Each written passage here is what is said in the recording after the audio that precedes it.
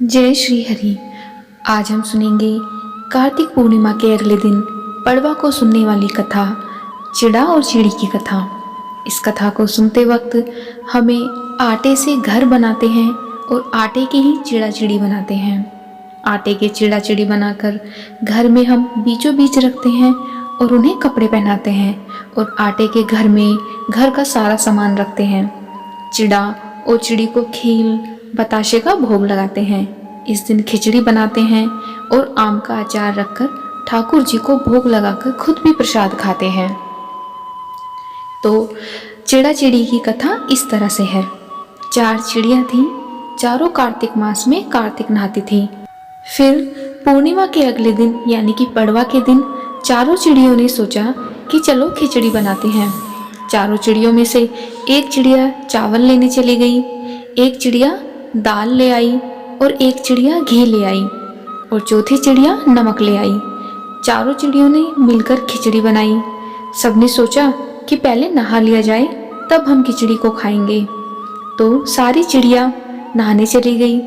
पहले एक चिड़िया आई, उसे बहुत जोर से भूख लग रही थी। बाकी चिड़िया अभी नहा के नहीं आई थी, तो उसने खिचड़ी की भाप खा ली। अब दूसरी चिड़िया आई, उसको भी बहुत तेज भूख लग रही थी, उसने पानी पी लिया। इसी तरह से तीसरी चिड़िया ने खिचड़ी खा ली। जब चौथी चिड़िया आई तो उसने देखा कि सारी खिचड़ी तो खा ली है, केवल खुरचन बची है, तो उसने खुरचन खा ली। अब इस तरह से वो चारों चिड़ियाएं मर गईं। जिस चिड़िया ने भाप खाई थी वह राजा के घर राजकुमारी बनी। जिस चिड़िया ने पानी पिया था वो कुमार के घर पैदा हुई और तीसरी चिड़िया जिसने खिचड़ी खाई थी उसने एक ब्राह्मण के घर जन्म लिया और चौथी चिड़िया जिस चिड़िया ने खुरचन खाई थी वो हथनी बन गई। अब कुम्हार की लड़की राजा के यहाँ दासी बनी और ब्राह्मण की लड़की राजकुमारी की सहेली बन गई।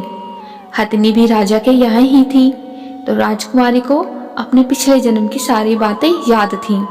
जब राजकुमारी की शादी हुई और वह विदा होने लगी तो राजा से बोली कि पिताजी, मैं अपने साथ अपनी सहेली और दासी को भी ले जाऊंगी।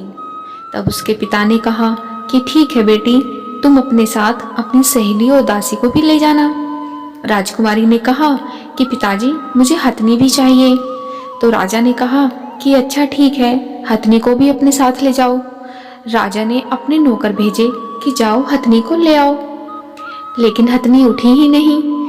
तब राजकुमारी खुद उसके पास गई और उसके कान में पिछले जन्म की बात कही, जिसे सुनकर हथनी तुरंत उठ गई। राजकुमार जिसके साथ राजकुमारी की शादी होने वाली थी यह सब देख रहा था। उसने कहा कि तुम कौन हो और हथनी के कान में तुमने क्या कहा, जिसको सुनकर हथनी खड़ी हो गई। तब राजकुमारी ने कोई जवाब नहीं दिया। राजकुमार ने कहा कि सच सच बता दो, नहीं तो तुम्हारा सिर कट जाएगा।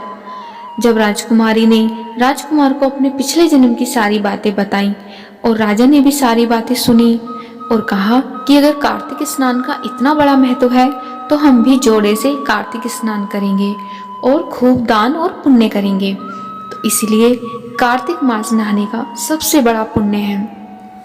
उसके बाद से हर वर्ष राजा और राजकुमार भी कार्तिक मास में ब्रह्म मुहूर्त में उठकर स्नान करने लगे और अंत में मोक्ष को प्राप्त हुए। जय श्री हरि।